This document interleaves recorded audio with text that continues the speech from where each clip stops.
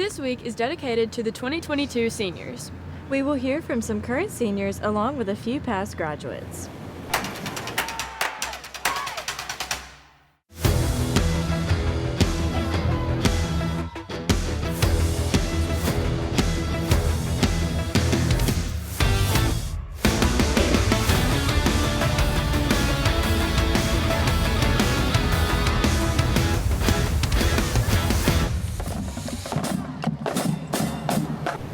Welcome back to another episode of WTHS News. I'm Mary Ellen Wolf. And I'm Lucy Johnston. It's crazy to think that graduation is right around the corner. This year's seniors are getting ready to put their cap and gowns to use. Charlie takes us on an inside look at how they are preparing. Excitement is in the air as graduation quickly approaches. For some students, walking across the stage can't come soon enough. But the students aren't the only ones ready for graduation night. Mr. Dobbs and Ms. Ware highlight what they're looking forward to on May 20th. Just hearing those last words yelled from the podium, you know, all right, class of 2022, on me, 1, 2, 3, boom.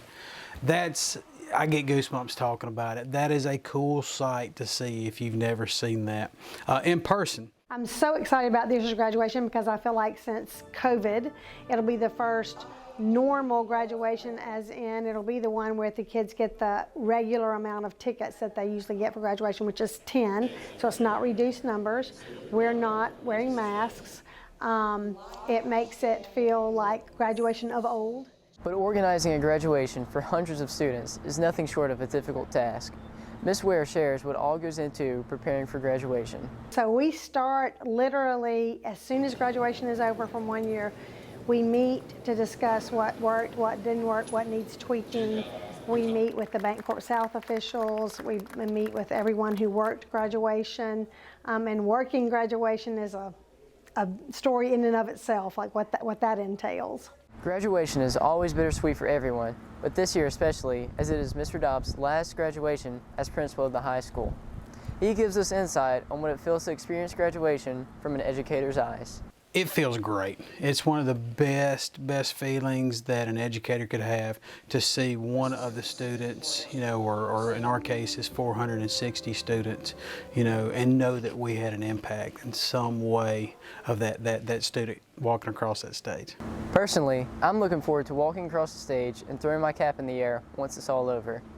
For the final time, I'm Charlie English, and this is WTHS News. Thanks, Charlie. I still can't believe our time at Tupelo High School is almost over. I can't believe it either. May 20th will definitely be a bittersweet day for our 2022 graduates. I hope the weather will be nice for this special day. Me too. Here's Paola with the forecast. What's up, guys? The big day is coming up. Graduation is just right around the corner. The weather for the graduation ceremony will be mostly sunny with no percentage of rain because we're leaving Tupelo High. So make sure you wear something nice and fresh. This is Paola Farias signing off. Thanks, Paola. Graduation is sure to be a day to remember. On the topic of graduation, Sarah introduces us to several former Tupelo High School graduates who are currently working for the district of their alma mater schools. Hey y'all, well, as Henry, you're looking for orange too, right? When graduating from a school like Tupelo, these teachers just knew they had to return to the school that started it all. Anna Taylor, a preschool teacher at ECEC, returned because she enjoyed her time in the district and wanted that same experience for her children. Decided to return to Tupelo because I had such a great experience here growing up. I loved all the diversity and all the classes that were offered through the high school, and then I knew that I wanted my kids to grow up in Tupelo, and so I just decided Tupelo. It was my home. Ms. Taylor says that she is proud to be a part of the Tupelo Public School District. TPSD to me means a family. I feel like we all come together as a district to do what's best for our students and our families in the district. Ginger Enos graduated in 1996 from Tupelo High School and was even crowned Miss THS. There were a lot of them, 9th through 12th, but probably two of my favorites was my senior year. I got on homecoming court and I got voted Miss Tupelo High School. Tupelo's diversity and opportunity stands out to Miss Enos. Just a lot of tradition, of Golden Wave with the athletics and the fine arts and all different kinds of things that we offer our students here. but knowing that excellence is a tradition. With a great school, it's no question why these teachers felt the need to return. Signing off for the last time, I'm Sarah Bazell, WTHS News. Thanks, Sarah. While these former students found their passions for teaching, many of our current students are making important decisions about their future plans. Some of our WTHS staff members asked some of the class of 2022 students about their potential college choices, career paths, and more. If money were not an issue, what would you do after graduation? Just boxing. I wouldn't have to worry about the medical bills. What's your major and why? My major will be psychology because I love working with children and the mental mind is very fascinating to learn, so that's why I chose it. What's your major and why? Sports medicine and physical therapy because I like being around football and sports, so it's something I want to be around. What activities do you want to be involved in? Most likely anything that has to do with theater. Maybe some type of, do they do gaming clubs? I don't know. What is your major and why? I don't know what my major is. I'm just going to try and figure it out as I go. Why did you choose your college?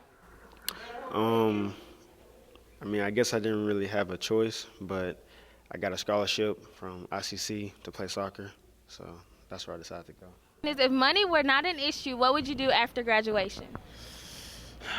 I'd probably get my pilot's license and fly around the world.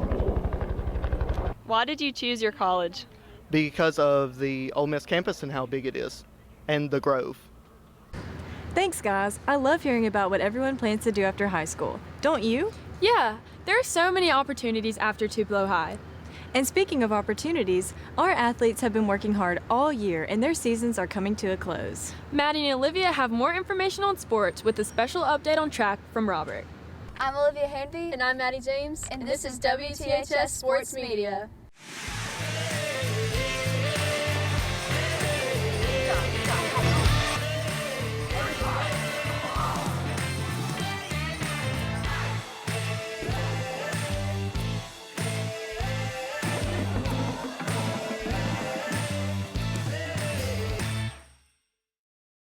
Now that sports has finally come to a close, we can reminisce on the season. Especially the track team. Their competition was last Friday. Robert gives us more insight. The Tupelo track and field team has come through the finish line of they've made their mark at the state meet. With 3 state champions and 11 total medalists, the team's hard work has been showing success on the track. All of our guys medaling in the various distance events at the state meet, but the entire team worked very hard, and that hard work has been paid off for everybody continuously down the line. It was very successful. Everybody did their job and just went on, left everything out on the track. The road to state is a daunting task as members of the team share their views on this preparation. Preparation was very difficult in one respect. Some of the running is so unglamorous. It's an unglamorous thing, putting in the mileage, putting in the sprints, etc., etc. But the payoff can be wonderful when you earn a state title or you're recognized on the podium for your efforts during the season. It was just running like every day, different things. Coach Collum and Coach Dufford would, they would plan out specific workouts for us and tell us like what to eat, to prepare, and we would run on the weekends and stuff. This meet also broke a couple of Tupelo High records as Robert Hooper set a new 800-meter record, and the 4x4 relay team of Janae McAllister, Lauren Atterbury, Leela Singleton, and Bailey Siddell set a new record. Signing off for the last time, I'm Robert Hooper, WTHS News. Thanks, Robert. I'm sad my senior season has come to an end, but think of all the new beginnings at hand. For instance, Jackson Wood decided to further his baseball career, signing with Mississippi Gulf Coast. 3 basketball players also signed this past Tuesday. Logan Fuller signing to Itawamba Community College, Braxton Bishop to Northeast Community College, and David Harbour to Jones Community College. It's so great to see Tupelo athletes furthering their sports journey. Yes, wrapping up the season, girls golf competed last Monday and Tuesday at their state competition. Defending their title, the boys golf team won their state competition Tuesday, shooting 299 points Tupelo earned its 16th state title. Tupelo softball fought hard this season. With a slow start, softball was able to win the division games needed to secure a spot in the playoffs. However, Tupelo fell to DeSoto Central in Game 2 in the second round of playoffs, leading to the 6A championship. It's weird to believe that the 2021 to 2022 season has officially ended. Oh, I know. I'm not ready to let go. Let's take a look at some seniors' favorite sports moments. Probably be cheer when we went to nationals. I liked competing with my family and friends, but overall the best part was probably the rides. And my favorite sports moment was Game 4 against Columbus when I had the ending touchdown of the game. Caught the interception, took it all the way, to the crib. And they won the first set, and all of Oxford fans were like cheering and trash talking us. Then the second set, they're all up kind of on the pavilion, like yelling down at us. And we won the second set in a tiebreak, and it just got quiet. That's all for this week. I didn't sign anywhere, but I am signing off. I'm Olivia Hanby. I'm Maddie James. WTHS Sports Media.